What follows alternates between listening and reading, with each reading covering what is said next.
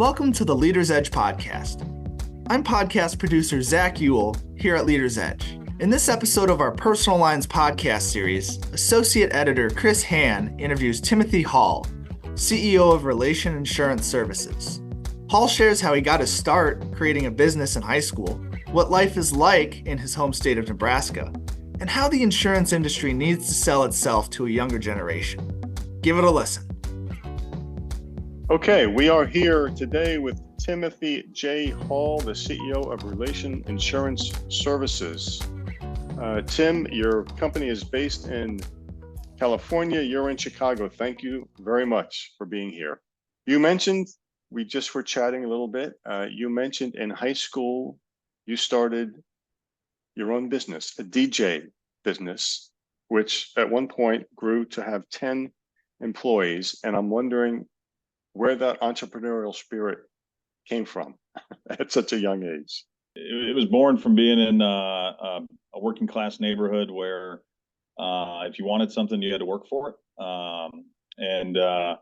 I bussed tables when I was younger at a local family-owned restaurant and bar called Dinker's Bar and Grill. And one of the guys that would come in was he owned a disc jockey company, and when I was 14, I went out with them to help set up because I thought it was really cool. It was music. It was he had all this equipment, and you know, he was kind of the life of the party, and that kind of planted the bug in it for me. And you know, with the kind of the onset of MP3s and gateway computers. And you could actually do it with a rig that was a lot less complex than what he had.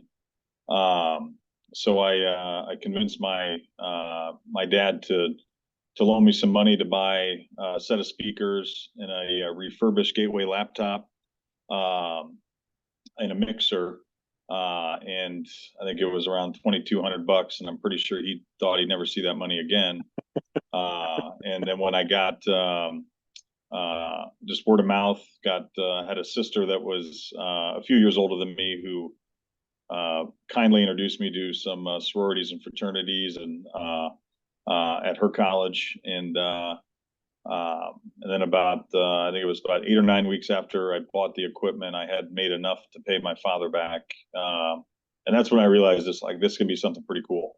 That's a quick payback. I think he was eminently impressed and thoroughly concerned that I got it through illicit means. So, okay.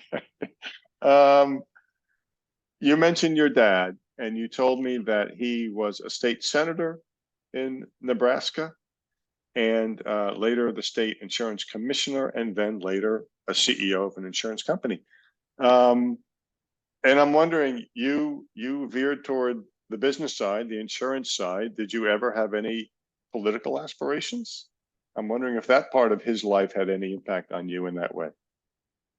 If I ever did, he would quickly talk me out of them. Why do you say that?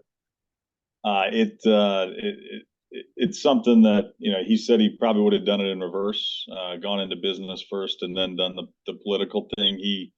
He took office as a state senator. There was an open seat in our district, and he got appointed by the governor at the age of 28. Wow. It was you know, being a state senator in Nebraska is unique in that there's only 49 of them, and there's no House of Representative. It's a unicameral. So it's higher profile but low pay, as he described it. And you know, certainly if at the right time and you know, I'm at the right age and stage in life, I'd consider it. But you know, I think it'd have to be pretty much the right thing for me to, or I'd have to decide if it was the right thing for me to do. And I got a wife that'll convince me otherwise if I start thinking like that. So. Did you follow his career politically? Did it inspire any particular interest or passion for politics and for governance? It did, yes, pretty tremendously actually. I'm a political junkie, and you know, the one thing it taught me is he represented a blue collar district in a part of Omaha that was very diverse. You had a lot of legacy immigrants from the Italian community, the German community, the Irish community, the Czech community, and then couple that with the recent Hispanic immigrants. So he had a very diverse constituent base, and it taught me that you needed to compromise. And he worked well with the unicameral is officially nonpartisan, but everybody knows what everybody is. So he was a Democrat from Nebraska, which effectively is a centrist anywhere else. And it taught me that despite your differences with somebody else, you can always come to agreement on something. You should be able to have a conversation civilly with them about something, and then you can realize that you have a heck of a lot more in common than you do different. So, I think that's probably more prescient now than ever before. I think a lot of folks could that are in Washington and in state houses around the country could learn, to be a little more civil. Maybe use the 2 ears they're given to listen instead of the one mouth they have to talk. But it was a good education. I learned how to knock on doors early. Did you campaign for your dad? Oh yeah, we were free labor. So we we knocked on doors, we built yard signs.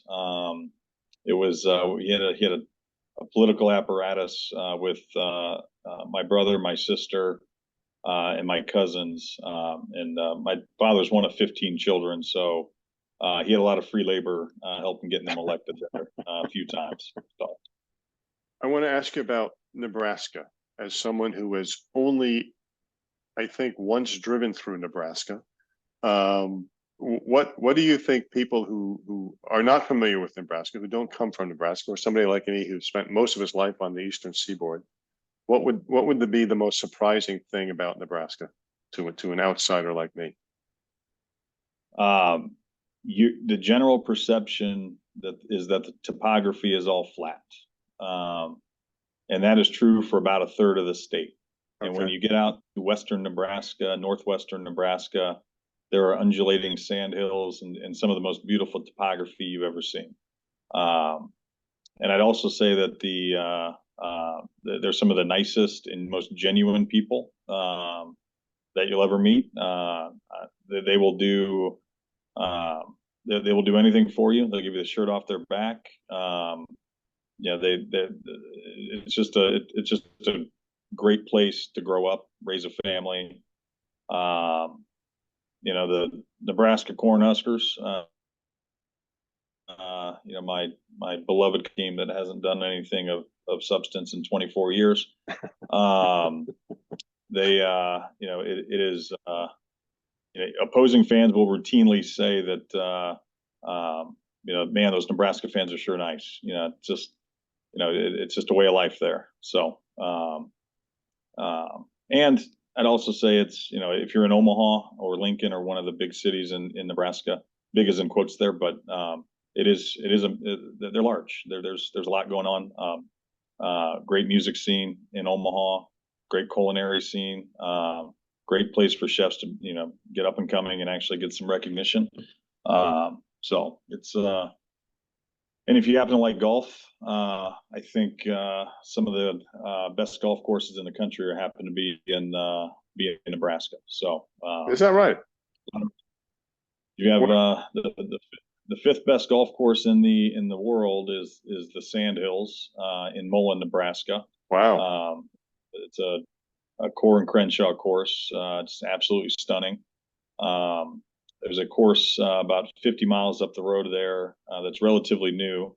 That's built by Gil Hands. It's Caprock Ranch, very similar topography. Okay. So it's a lot of good golf there. So the nice part is you don't have the population competing for tee time, so you can get on them. You have a favorite course? In Nebraska, it'd be Caprock Ranch. Okay. I'm fortunate enough to be a member there, and it's it's a beautiful place in the world. It takes forever to drive there and get there, and your cell phone doesn't work when you get there, which is part of the allure. So I like it already, and I'm not even a golfer. You mentioned earlier that you had, at least briefly, when you were growing up, an ambition to become a history professor. Where did that come from?